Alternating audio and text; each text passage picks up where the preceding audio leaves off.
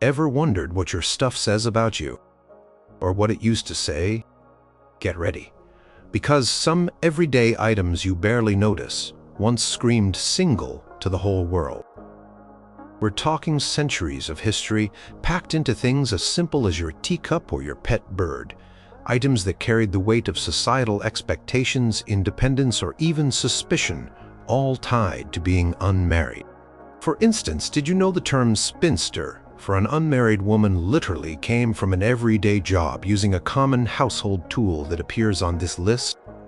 Or that owning particular pets or even certain types of furniture could lead to pointed whispers about one's solitary life. These are glimpses into how society viewed single life, revealed through the mundane objects that filled people's homes and lives. We found 15 of them, and their stories are quite something. Number 15. A single chair by the fireplace. Before central heating became common in the late 19th and 20th centuries, the fireplace, or hearth, was the primary source of warmth in most homes. It was the central gathering point for families and household members, especially during colder months. The arrangement of seating around this vital feature often reflected the household's composition and social dynamics. Inventories of homes from the 17th and 18th centuries would list chairs, stools, and benches, sometimes specifying their placement near the fire. A single chair, particularly if it was the only one or one distinctly separate, could in certain contexts visually represent a solitary individual within the household, or a household of one. In literature and art from the 1800s and early 1900s, a lone figure seated by a fire often evoked images of contemplation, quietude, or sometimes loneliness. While not exclusively tied to unmarried individuals, this imagery frequently featured characters who were bachelors, spinsters, widows, or widowers. Consider the popular illustrations in Charles Dickens' novels. Often, a solitary character's mood was amplified by their isolated position near the hearth. The type of chair itself could also add layers. A simple unadorned wooden chair might suggest a life of humble means, while a more comfortable, perhaps cushioned, armchair occupied by one person could indicate a degree of established, independent solitude. Furniture design also played a role. While love seats or sociables chairs designed for two or more people to sit closely emphasized companionship and shared space, the standard armchair or side chair was inherently for individual use. In households where space was limited, such as a bachelor's rented rooms or a spinster's small cottage, a single comfortable chair by the fire would be a prized possession. Social etiquette books of the Victorian era, while not directly labeling a single chair as a sign of unmarried status, often detailed the proper arrangement of drawing rooms and parlors, with seating intended to facilitate conversation. A room primarily furnished for a single occupant might, by default, feature a more prominent single seat of comfort. The term bachelor chair sometimes appeared, though it often referred to a type of convertible furniture, a chair that could fold out into a small stepladder or ironing board, emphasizing a single man's need for multifunctional space-saving items. Similarly, a fireside chair was a common term, and if a household inventory from, say, 1880 listed only one such substantial chair in a private sitting area, it painted a picture of the occupant's daily life. The absence of paired seating in a visual sense could be noted by visitors or depicted in narrative descriptions of a character's dwelling, subtly underscoring their unmarried state. Number 14. Bandbox or small suitcase. The bandbox, a lightweight, typically round or oval box made of pasteboard or thin wood, and often covered in wallpaper, was a common luggage item from the late 18th century through much of the 19th century. Originally designed to carry men's neckbands or collars, they became popular for transporting hats, bonnets, and other delicate millinery or small personal items.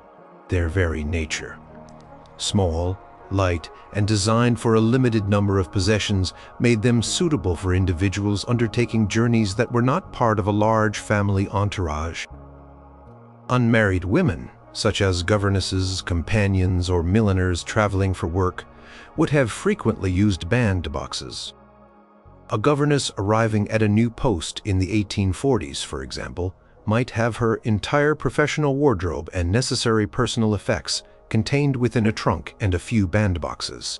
Image of a woman with a bandbox often signified a degree of independence or necessity, compelling her to travel sometimes alone. Similarly, the small suitcase or valise, as it evolved in the later 19th and early 20th centuries, became associated with individuals on the move.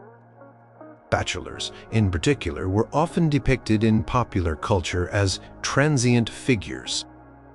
Think of the traveling salesman, the young man seeking his fortune in a new city, or the adventurer. His luggage was often a single manageable suitcase, reflecting a life unencumbered by extensive household goods or family responsibilities. In an era when large families often traveled with multiple large trunks, requiring significant logistical effort, the ability to manage one's own luggage was a hallmark of a single traveler. Hotel registers from the early 1900s might note a guest arriving with one valise, an economical and practical choice for someone not requiring space for family belongings.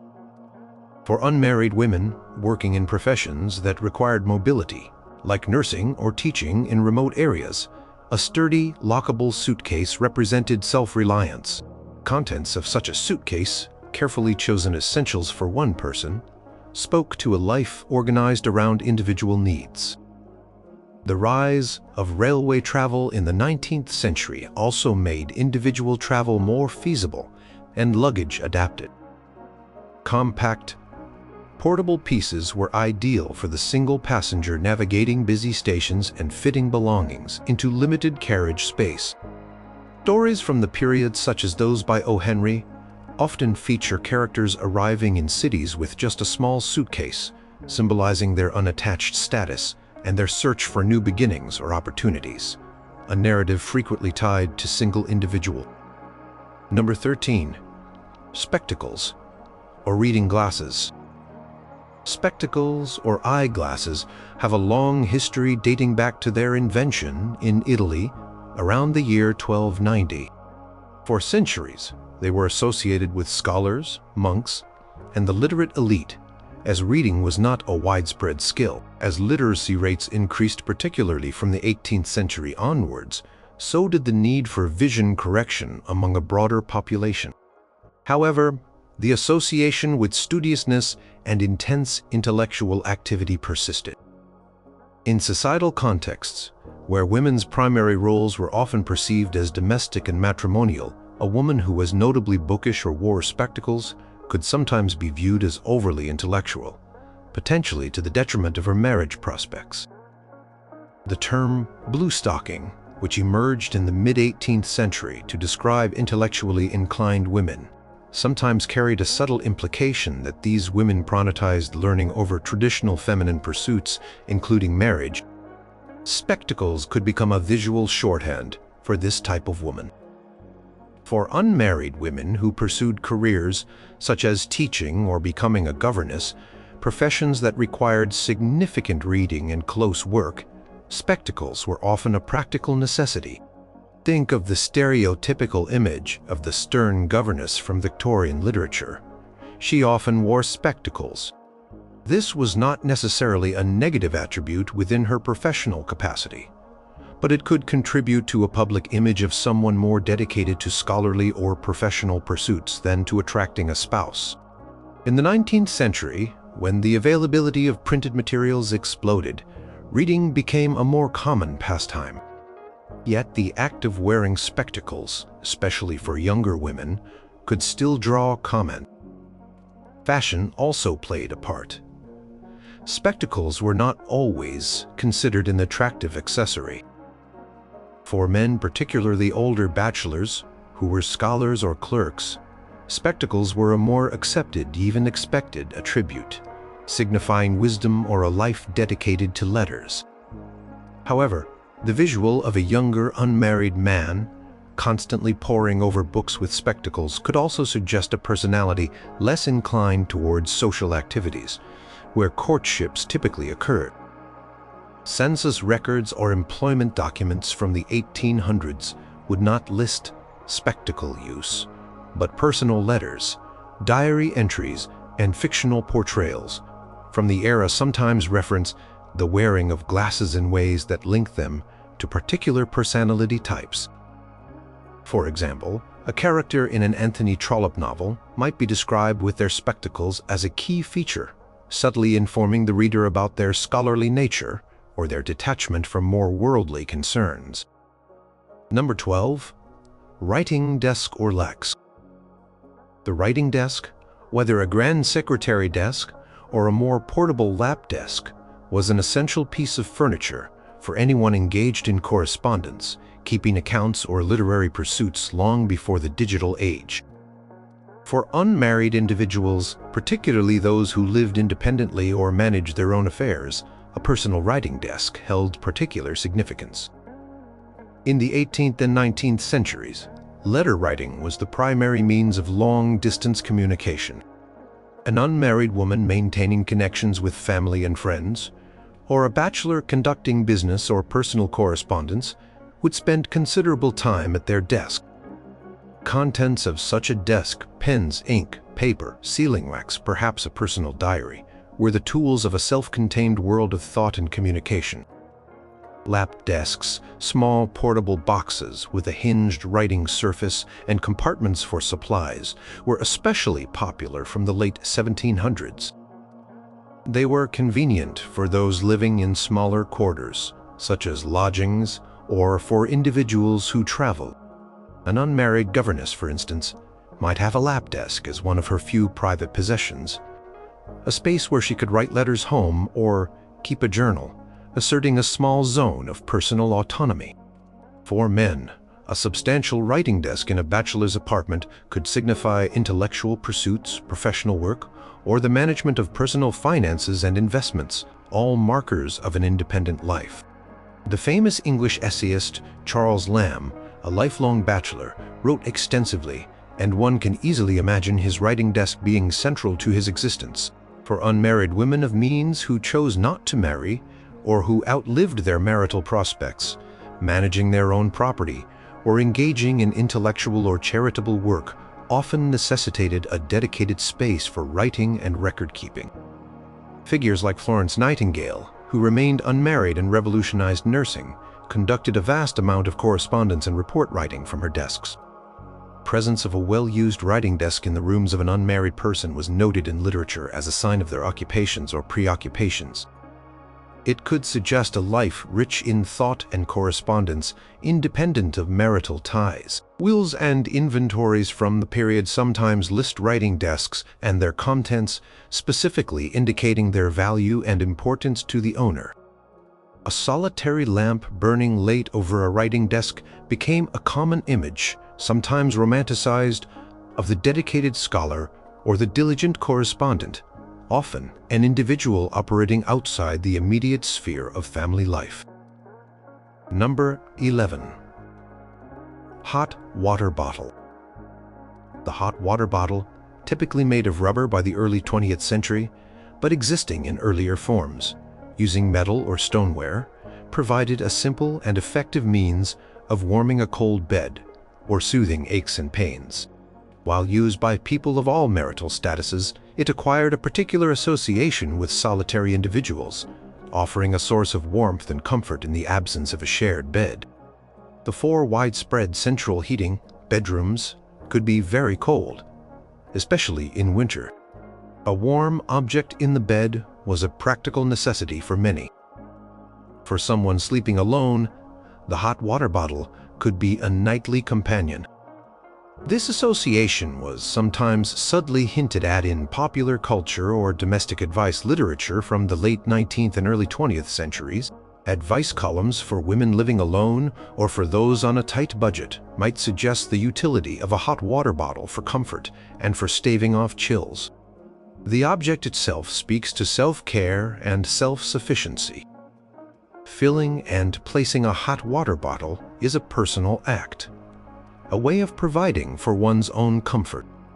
In an era when marriage was the societal norm, and shared warmth was an unspoken benefit of that state, the reliance on an artificial heat source like a hot water bottle could subtly underscore a person's solitary circumstances.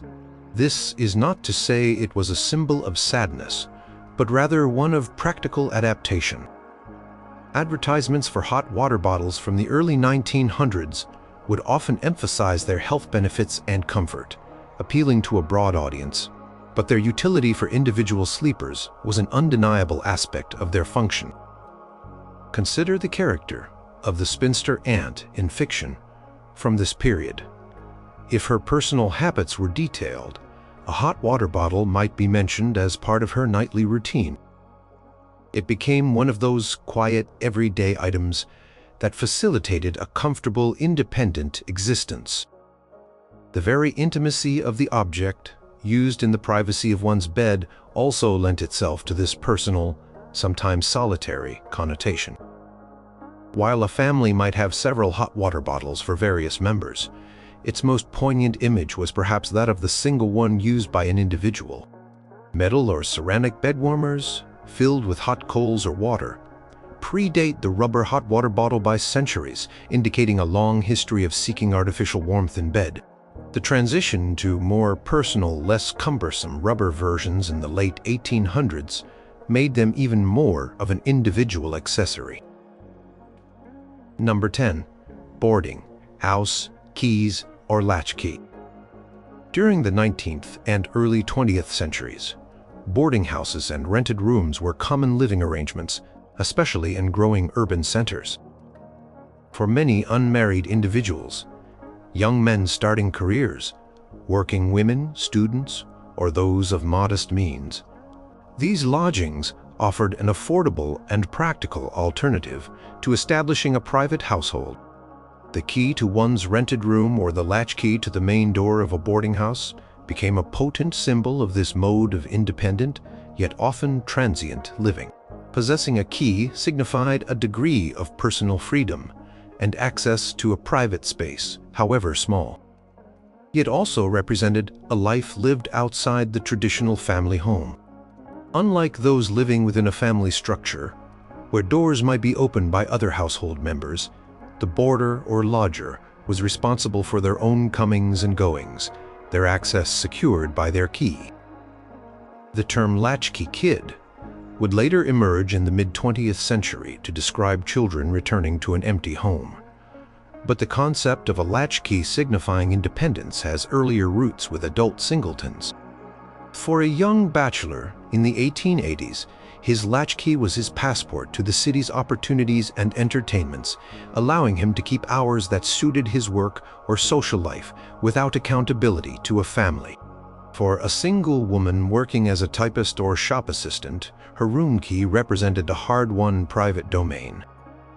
Social commentators of the time sometimes discussed the boarding house question, noting the unique social dynamics and the relative anonymity these establishments offered. Key was a tangible piece of that autonomy. In literature, a character's possession of a latchkey often signaled their status as unattached and self-reliant. It could also, in some narratives, hint at a life on the fringes of conventional society, or one of precarious independence. The physical object, a cold piece of metal, unlocked a personal space, emphasizing the individual nature of that existence. Records from boarding houses, if they survived, would detail tenants, and the handing over of a key was the basic transaction for securing shelter. The act of turning one's own key in a lock at the end of the day was a defining ritual for countless unmarried people carving out lives for themselves in an era of significant social and economic change. Number 9. Darning mushroom or mending kit. Mending clothes was an essential household skill for centuries. Long before the advent of fast fashion and inexpensive ready-to-wear garments, the darning mushroom, typically a mushroom-shaped tool made of wood or sometimes porcelain, was used to provide a firm, curved surface for darning socks or repairing holes in fabric. Along with needles, thread, and scissors, It was a key component of a mending kit.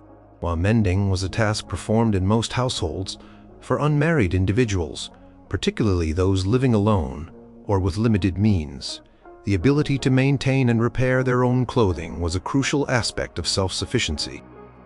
A well-used darning mushroom or a comprehensive mending kit in the possession of a bachelor or spinster could signify thrift, resourcefulness, and independence from the services of others, such as a wife or paid seamstress.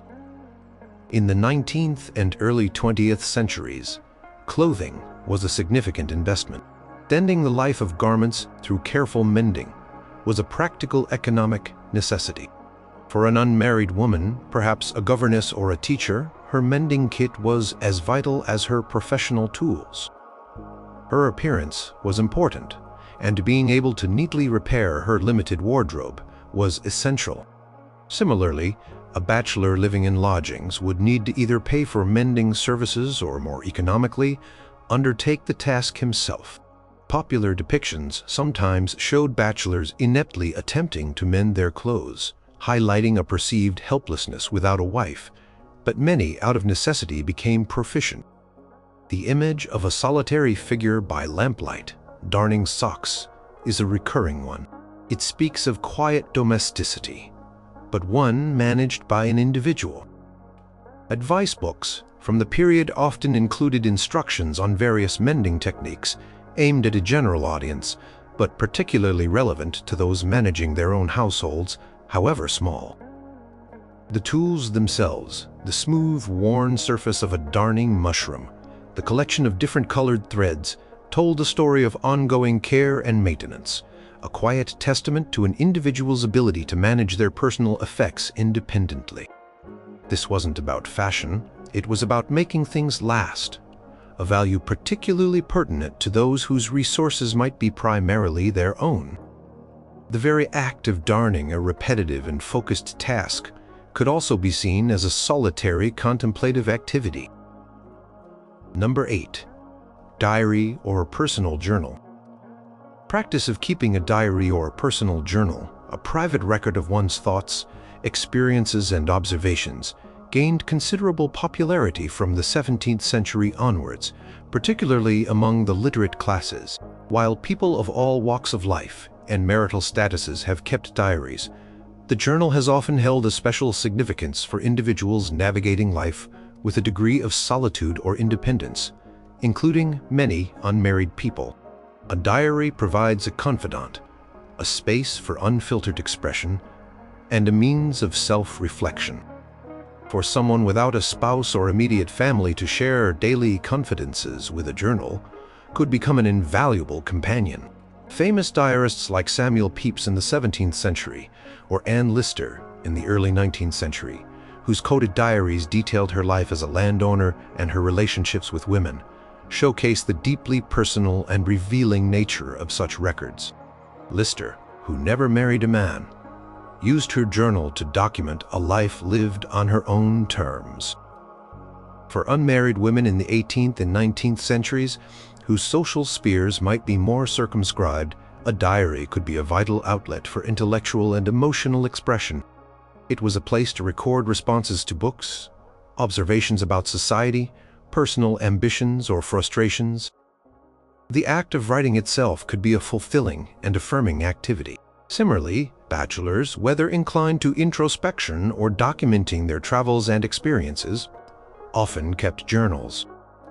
Privacy of a diary was paramount. It was a possession that was uniquely one's own, its contents intended for the writer's eyes only, or perhaps for a trusted friend or posterity. The physical object, a bound book, perhaps with a lock and key, symbolized this private world. In literature, the discovery of a character's diary is often a pivotal plot device, revealing their innermost secrets and true nature, frequently highlighting aspects of their life that were not publicly visible, aspects perhaps more easily cultivated in the relative autonomy of single life. The dedication required to maintain a regular journal also speaks to a certain disposition, one that values introspection and personal narrative. For many unmarried individuals, whose life stories might not follow the conventional societal script of marriage and family. The diary offered a means to author their own experiences and affirm their individual significance. Countless historical insights into the personal lives of past generations, including the unmarried, come from these preserved personal records. Number 7.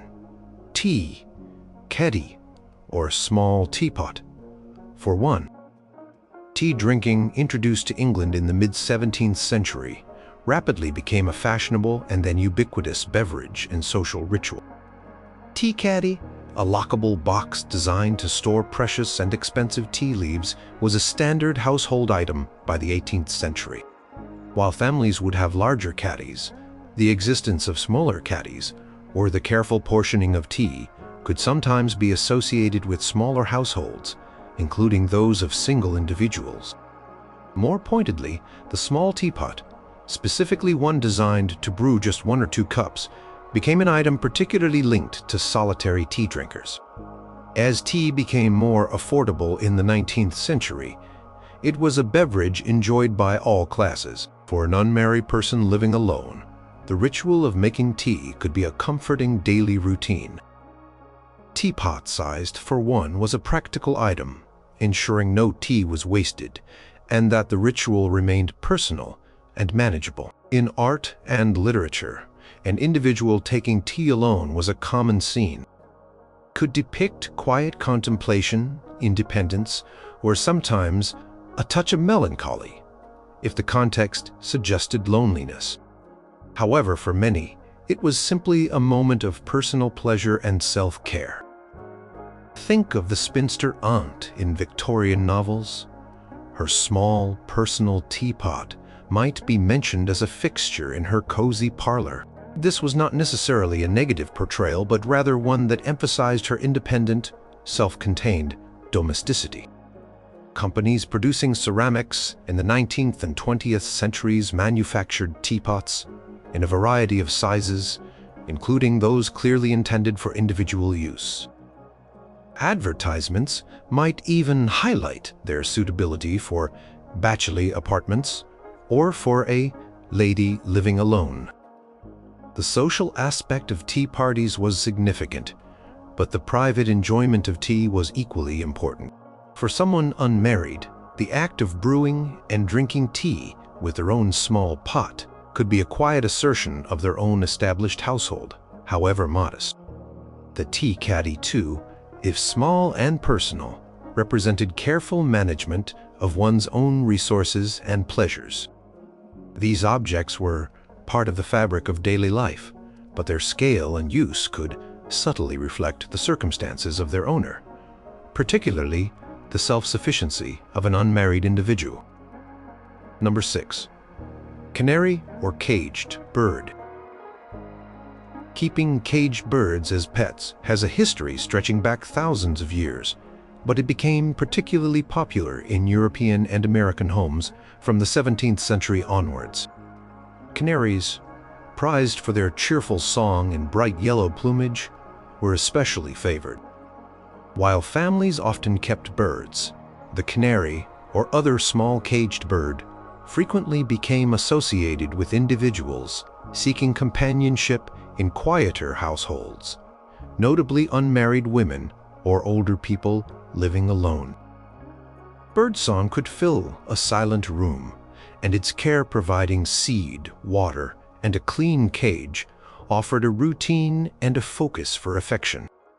In the 19th and early 20th centuries, advice literature sometimes suggested that keeping a pet bird could be a source of cheer and companionship for those living solitary lives.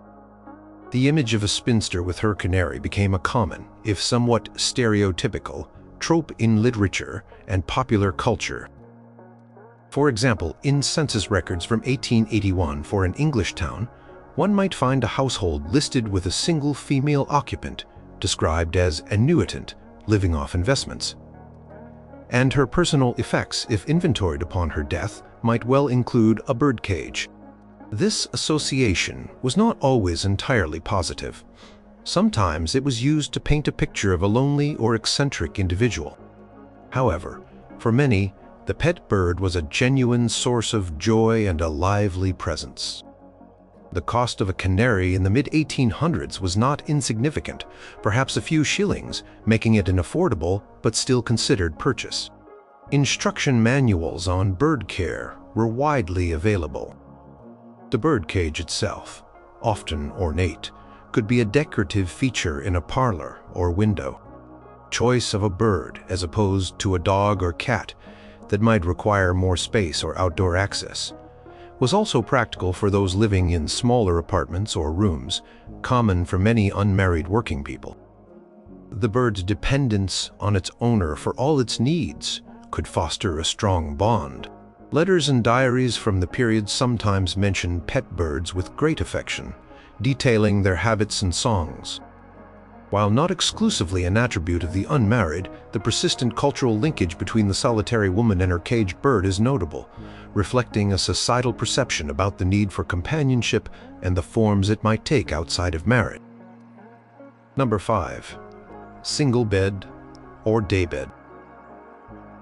The bed is arguably one of the most fundamental pieces of furniture in any home. Its size and style can often reflect the owner's marital status and living arrangements. The single bed, by its very definition, is designed for one person. Throughout history, sleeping arrangements have varied, with communal sleeping being common in earlier periods. However, by the 18th and 19th centuries, particularly among the middle and upper classes, private bedrooms and individual beds became more standard. For an unmarried adult, a single bed was the practical and expected choice. In inventories of bachelor apartments or the rooms of unmarried female relatives living within a larger household, a single bedstead would be a common entry. The dimensions of such beds were typically around 3 feet wide, as opposed to double beds which could be 4 feet 6 inches or wider. The daybed, a long couch-like seat that could also be used for reclining or sleeping, was another piece of furniture, sometimes associated with single living or with versatile use of space in smaller dwellings. Could serve as seating during the day and a bed at night, a practical solution for a one-room lodging. In the context of an unmarried person's quarters, a daybed might suggest a life less formally structured around separate rooms for sleeping and living, characteristic of many bachelors or working women. Furniture catalogs from the late 19th and early 20th centuries would list a variety of single beds and daybeds, catering to different tastes and budgets. The very existence of these specific furniture types because the societal reality of numerous individuals living and sleeping alone. While a child might also sleep in a single bed for an adult, it clearly signified their individual sleeping arrangement. In fiction, the description of a character's sparsely furnished room often included a narrow single bed, subtly emphasizing their solitary or perhaps impoverished state. Conversely, a well-appointed single bed in a comfortable room could simply denote an independent individual's private space. The single bed, in its unadorned utility, was a straightforward indicator of a life lived, at least in its most private hours, alone. Number 4. Books in quantity. While literacy and book ownership have always been valued, an extensive personal library, especially for a woman, could historically carry complex social connotations regarding her marriageability. From the 18th century onwards, as education for women expanded, so did the number of women who were avid readers and collectors of books. However, the stereotype of the blue-stocking and intellectual or literary woman sometimes came with the implication that she might be too scholarly or opinionated for the liking of potential suitors, or that she preferred books to domestic or social pursuits traditionally leading to marriage. A room filled with books, or a woman constantly seen with a book, could be interpreted by some as a sign of her disinterest in or unsuitability for matrimony. Jane Austen, herself an unmarried author, often portrayed intelligent, well-read heroines, but also satirized societal attitudes towards overly academic women.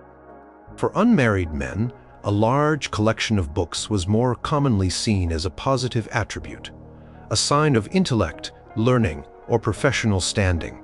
A scholar, a lawyer, a clergyman. The bachelor's library was often a romanticized space of quiet contemplation and intellectual freedom.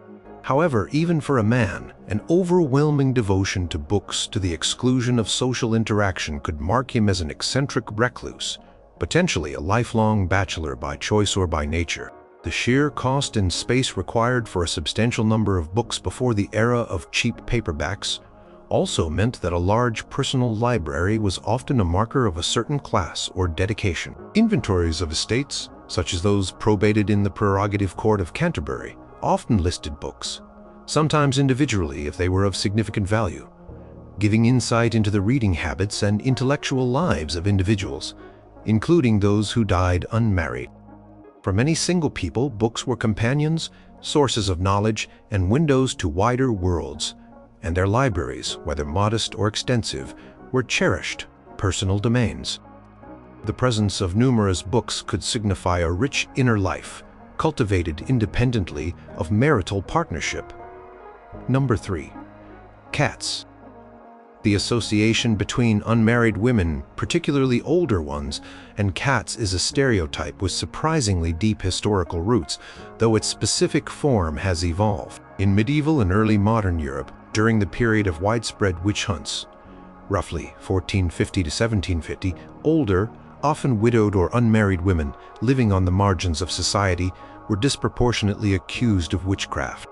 Cats, being nocturnal and somewhat mysterious creatures, were frequently believed to be their familiars, demonic spirits in animal form that aided witches in their malevolent practices. Court records from witch trials, such as the Salem witch trials in 1692, or numerous trials across Europe, often contain testimonies describing accused women with their cats, imbuing the animals with sinister significance. For example, the English pamphleteer John Gall, writing in 1646, listed a he-cat or a she-cat as a potential familiar. This historical association, linking solitary women and cats with suspicion and the supernatural, cast a long shadow. By the 19th century, while the belief in witchcraft had waned, the image of the spinster with her cat or cats persisted, albeit in a less menacing, more domesticated form. It became a common trope in literature and illustration, sometimes used to evoke loneliness, eccentricity, or a quiet, unassuming domesticity. The cat, an independent creature itself, could be seen as a fitting companion for an independent woman. Unlike dogs, cats were often perceived as requiring less overt attention and being more suited to indoor life, aligning with the perceived quieter lifestyle of some unmarried women. Victorian-era paintings and photographs sometimes depicted serene, domestic scenes of women with their feline companions. While many families kept cats, the specific image of a single woman with multiple cats began to emerge as a shorthand for a particular type of unmarried life. By the 20th century, this had solidified into the cat lady stereotype. The number of cats was often key. One cat might be a simple pet, but several could lead to perceptions of eccentricity. Records of animal welfare societies from the late 19th century onwards show that individuals, including single women, were active in caring for stray animals, including cats, sometimes taking in many. This charitable impulse could, in some eyes, morph into the stereotype. Number 2. Thimble and sewing needle. The thimble, a small pitted cup worn on the finger to push a needle while sewing, and the sewing needle itself, are ancient tools fundamental to textile work for millennia. For centuries, sewing was an essential skill for women of all social classes, crucial for creating and mending clothing, household linens, and decorative textiles. However, needlework also became particularly associated with unmarried women in several ways. Firstly, it was a primary means for many single women to earn a livelihood. Seamstressing, millinery, embroidery, and lace-making were among the few respectable occupations open to women, especially those of the middle or lower classes who needed to support themselves.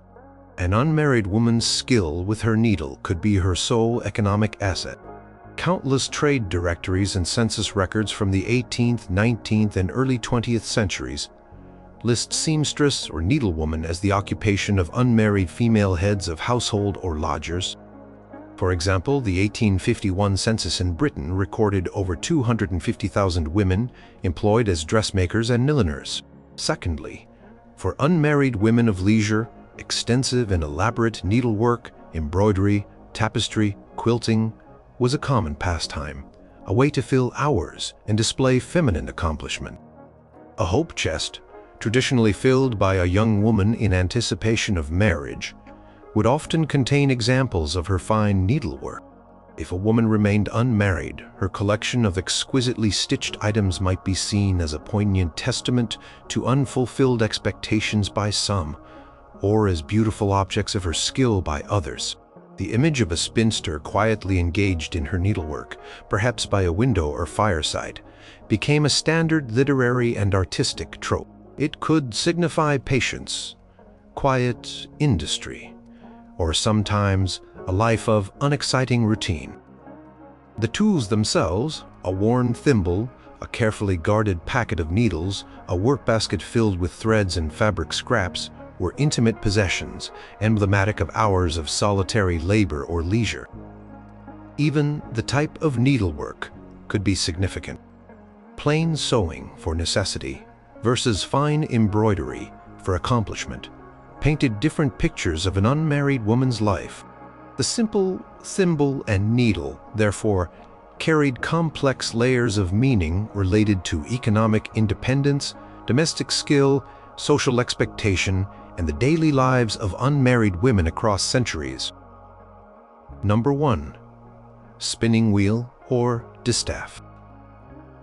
The spinning wheel, a device for spinning thread or yarn from fibers, and its earlier counterpart, the distaff, a staff for holding flax or wool for spinning by hand with a spindle, are perhaps the most historically resonant objects associated with unmarried women. This connection is famously enshrined in the word spinster. Originally, from around the 1300s, spinster was a neutral occupational term, simply meaning a woman who spins yarn. Spinning was a vital cottage industry, essential for producing the thread needed for weaving cloth, and it was a common occupation for women, regardless of marital status. However, over time, particularly from the 17th century onwards, the term spinster increasingly became the legal and social designation for an unmarried woman, especially one past the common marrying age. Legal documents, such as wills, marriage licenses, and court records, would routinely identify an unmarried adult woman as spinster. For example, a parish register from 1750 might record a marriage as being between John Smith, bachelor, and Mary Jones, spinster. The reasons for this semantic shift are complex. As spinning gradually moved from a widespread domestic craft to a more industrialized process, especially with the Industrial Revolution from the late 18th century, the direct occupational link weakened for many. However, the term had already become firmly attached to unmarried status. Image of a woman at her spinning wheel evoked domestic industry, but also potentially a life lived outside of marriage, supporting herself or contributing to a household through this traditional female craft. Even after home spinning declined as a widespread economic activity, the spinning wheel often remained a symbolic item. In literature and art, it could represent an older, unmarried female relative, a figure of quiet domesticity. Presence of a spinning wheel in a home, even if unused, might harken back to this long-standing association. The distaff, often used in the phrase "on the distaff side" to refer to the maternal line of a family, also carried these connotations of female work and lineage. The fact that such a common, everyday tool, so central to household economy for centuries, gave its name to the primary English term for an unmarried woman speaks volumes about the deeply woven connections between women's work, their tools, and their societal identity in relation to marriage.